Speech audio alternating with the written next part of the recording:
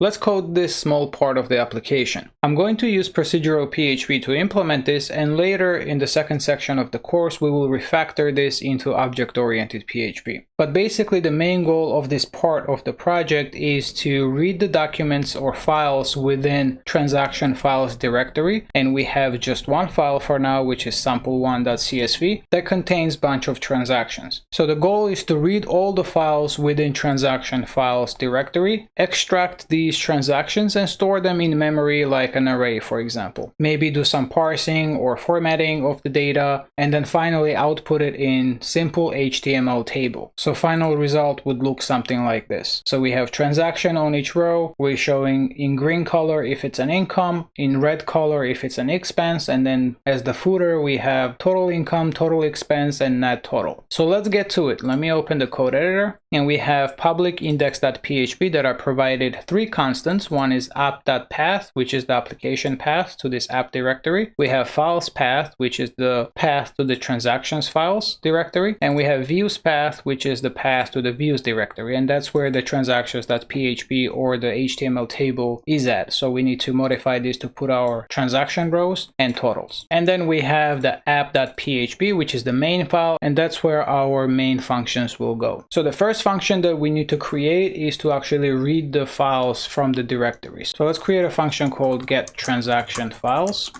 and it's going to return an array. Let's set files to an empty array. We could use scandir function to scan the directory. So we could do for each scan dir, and for the directory path we have files path. So we could loop over all the files there, and let's do var dump file just to make sure that it works. So let's go back to index.php, and I'm going to require app path app.php, and let's call get transaction files here, and let's refresh the page. And we're getting fatal error because I defined the return type, but I didn't actually return anything. So we could ignore this error for now. But right here, it did print the files within that directory. Note that it printed dot and dot dot. This refers to the current directory, and this refers to the parent directory. We only care for the files. We don't care for the directory. So we could skip all the directories. What we can do is that within here, we can check if is directory, continue. Otherwise, add the file to the files array. And now we can return the files, and let's assign that to a variable, and let's var dump files here, and let's see if that works. We refresh. Now the array just contains one file. Now the problem with that is it's just the file name. It doesn't contain the file path, so we cannot really just read this file unless we define the path here as well. Another way, and my preferred way, is to actually pass the files path as the argument to this get transaction files, because right now get transaction files depends on files path constant, and that is not the best way to do this in my opinion. I don't like to have functions where it does too much or it has too many responsibilities. I like my functions to be as minimal as possible and depend on as few things as possible. So to fix this, we could pass the directory path as an argument, and that will actually enable us to use this function outside of files path directory, because we could pass any other directory as the argument and this function would still work. So let's accept string dir path and use that here instead, and we could use that for the file as well. So now the files array will contain the correct path to that file. Now if we go back to where this is called from, we can just pass files path from here. Now if we refresh, everything still works and we have the full path to the file. The next thing we need to do is we need to actually read each of these files and extract transactions from these files. So let's create a function called getTransactions, and this is going to accept the file name or the file path and will return an array. Right off the bat here, we need to check if this file actually exists, because if it doesn't exist and we try to perform some actions, it will throw an error. So let's do a quick check here that if file doesn't exist, we want to throw an exception or an error. Though we haven't covered exceptions yet, but we did cover how to trigger errors manually without exceptions in a procedural way. So we could use trigger error function, and let's say file name does not exist. And we could use user error constant for that. and that's good enough. Next, we need to open this file. So we could do file equals fopen, file name, and let's open it for reading. Next, we could create a transactions array, and then we need to read the file line by line and extract each line and put it into the transactions array. The way we can do that is because this is a CSV file and instructions stated that we can assume all the files are CSV files and they are in the same format, we could use fgetcsv to read the CSV file line by line. So we could do while transaction equals fgetcsv file doesn't equal to false, we're going to add the line to the transactions array, and then we could return transactions. Let's test this out. So here we need to loop for each files. So files as file, and we could do transactions equals empty transactions here. And we could do transactions equals to array merge transactions and get transactions from the file. So what I'm doing here is that I'm creating this transactions empty array and then looping over for each of the files that we got here. So for each of the file path, and we're getting the transactions from that file and merging it to this main transactions variable.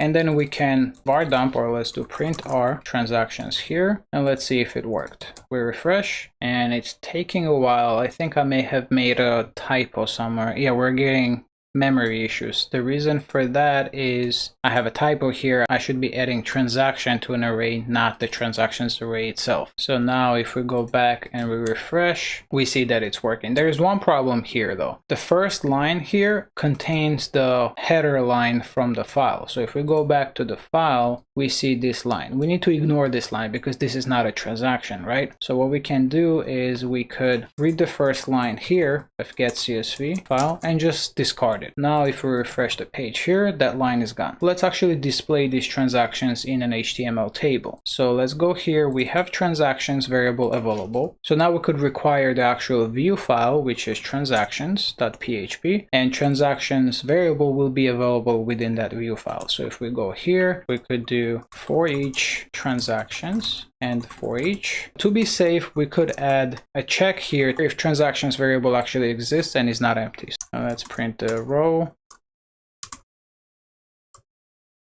Let's print transaction, and that is the date, that is the check number, and what else was there? Description and amount. So let's do description and amount. And we could ignore the totals for now. Let's just make sure this works. And it's working. It's displaying everything as expected. Though this is not the format that we want to display this in. Also, even though this looks correct here, this might not be the format that we would get from an actual file. The actual file might contain some things without the $sign, just like that, for example. And we would need to format that properly. So if I refresh page here, these are without any formatting and they're not consistent. So we need to make sure that we're displaying amount in a correct format. We need to add the coloring here to make sure that if it's an income, it should be green. If it's expense, it should be red. So let's create a function here called extract transaction, or maybe parse transaction or read transaction. It's up to you what you want to name it. And it will accept transaction line or transaction row, and it will return an array. We could simply return another array, and we could set date equals to date and check number equals to check number, description equals to description, and amount equals to amount. We can extract this data from the transaction row. We could use array destructuring for that. And because we assume that first column will always be date, we could say that that's date, the second will be check number, the third will be description, and fourth will be amount. All right, so the next thing we need to do is that the amount will not always be in the same format, which means that it's not an actual number, and we cannot run calculations on it like array sum to sum up all the values or something like that. To have better handling and control over this, we could simply extract the number from the amount and ignore any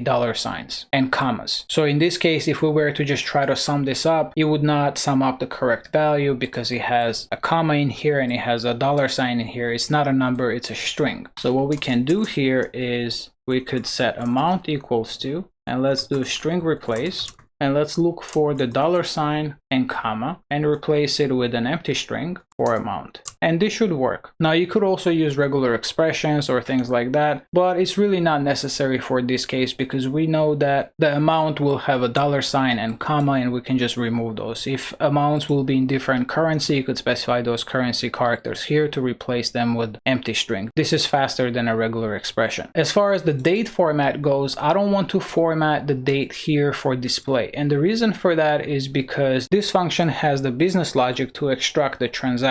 We don't want to format things for display because then we cannot use this function to perform some calculations or something like that. I always handle all the display stuff like formatting dates or formatting numbers or formatting things that are for display within the views or within another layer between the view and the business logic. And we'll cover that more in detail in the second section of the course. Another thing I need to do here is that this returns string. I need to convert that to float. So this function is good. We could use this function directly here like this, and this would work just fine. The other change we need to make is that within our view, instead of indexes, we need to actually specify the correct keys. So that's date, this is check number, this is description, and this is amount. Now if we refresh the page, everything is still working. Notice that commas and $signs are gone. Now at least we are consistent. Even though this works and this is fine, and it will probably be fine for most applications, it might not work in certain cases. For example, even though I mentioned that files can be assumed to be in the same format, what if you had different types of files that are different format later down the road in your application? This strictly assumes that date, check number, description, and amount will be in this order. But what if you had this in different order for files that are placed in a different directory? For example, what if you had another directory here or another source where your transactions are coming from and those transactions are formatted differently? And if you did it this way in your exercise, if you completed this exercise yourself and you did something similar to this where you extracted the transaction here and you passed that to the view or something like that, that's completely fine. There is no issues with that because the instructions clearly said that you could assume files will be in the same format. But I just want to show you how you would solve a case where you might have files from different directories that are not in the same format. Because in real application, the statements from banks can have different formats, right? You might have bank X and bank Y, and you have this extract transaction function, which works with one type of bank or one type of statement. You could then create another function called extract transaction from bank Y, for example, and define different rules in that function. And the way you could actually use multiple functions here is that you could simply pass that as a callback to the get transactions function. So we could accept here a callable transaction handler and set that to null by default because we may not want to handle anything and just return the raw line from the CSV file. So then we could check here if transaction handler is not null, we could set transaction to the return value of this function. So we can actually call this function and pass the transaction row within it, and now simply add the transaction to the transactions array. Now, do you see where I'm getting with this? Basically, we are now making our get transactions function flexible enough where it doesn't depend on individual function that extracts the transaction. Instead, we're passing our handler that extracts transaction from the line, and that way we can reuse this function for other banks or other types of files where the formatting might be different. So now if we go where this is called from, here we could say that we're getting transactions and we are using extract transaction function, and this will work just fine. If we refresh the page here, everything works fine, no errors. And now we have that flexibility. If we had files from a different directory, we could just duplicate this or put it within another function and put this files other path or something like that. And then here you would have extract transaction from bank Y, and this would work. So let me delete this. And we're close to the finish here. So the thing we need to do now is we need to calculate the totals. So for totals, let's create another function here and call function calculate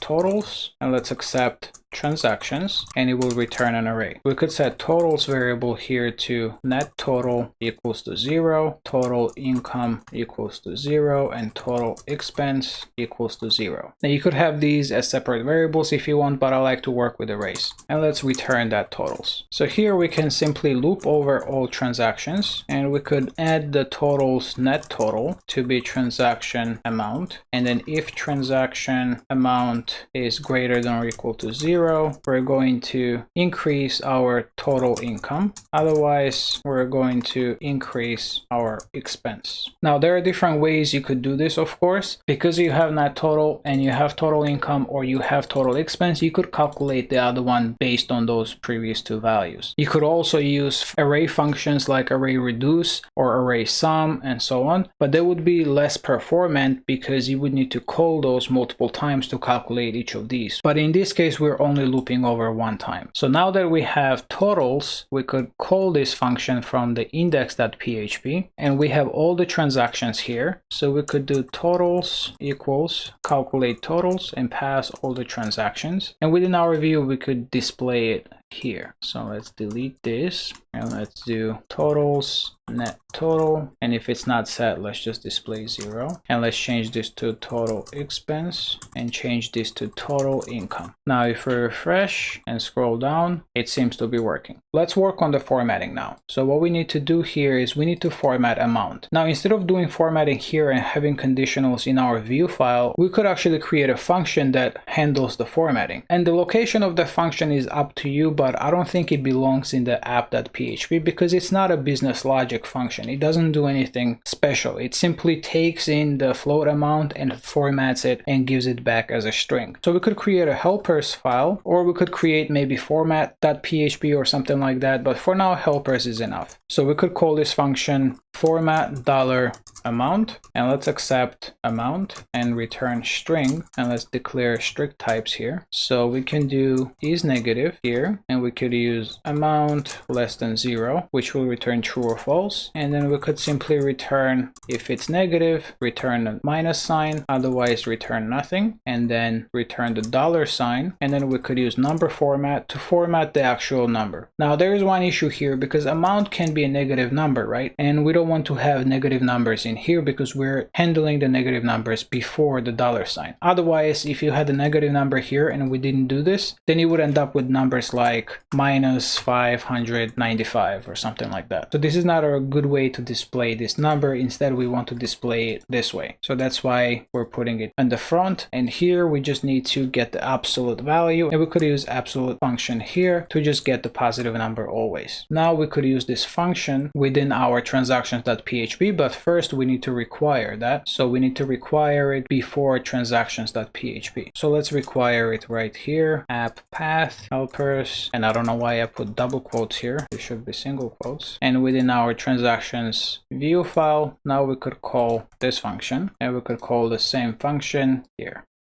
All right, if we refresh the page now everything is formatted and it's consistent. All right, so the only other thing left in terms of formatting is to format the date. And based on instructions, we need to format that in this format. So we show the month, the day, comma, and then year. To format this, we could directly use the date function here to format this, or we could create another function in the helpers.php called function format date, and it will accept string date and return string. And we could do return date uppercase M, lowercase j, comma, uppercase y, and let's convert the date into Unix timestamp, so string to time date, and this should work. Now we could use this function within the transactions.php. If we refresh the page, now everything is formatted as expected. The thing that I missed here is to actually change the colors of the amount. So there are a few ways we could do this. We could check if the amount is less than 0 here and show it in red color, and if it's greater than 0, show it in green color, or you could create yet another function that handles that for you. Let's do it here for now. So I'm going to do if transaction amount is less than 0, show a span with style color red, and we could put this in there. And then here we could do else if transaction amount is greater than 0, we could print the same thing but with color green. Otherwise, just print the amount without any colors. Now of course we are repeating a lot of the code here. We are repeating this part 3 times, and sometimes that's okay, because if it makes your code more readable and easier to understand, it's okay to do that, and it's completely normal. But if you don't like it, you could always extract it into another function and use that function instead. You could even assign this to a variable somewhere before